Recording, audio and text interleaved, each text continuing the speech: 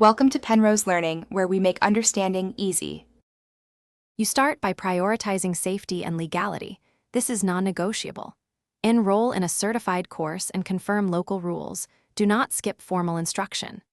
Once enrolled, make sure you have proper eye and ear protection and learn the 4 basic safety rules from an instructor. While you wait for hands-on training, study parts identification and safe handling procedures in manuals and videos from reputable providers.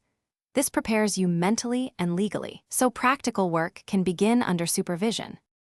You proceed through structured, supervised training. Do not improvise.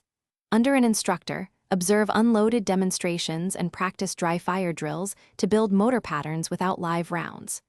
Make sure to receive corrective feedback on stance and head position and follow stepwise progressions set by your trainer.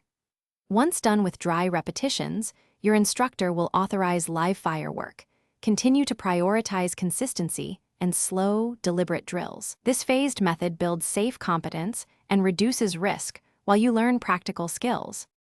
You finish training only under professional supervision and proper range protocols.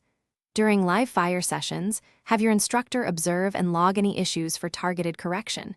Make sure any mechanical questions are referred to a qualified gunsmith.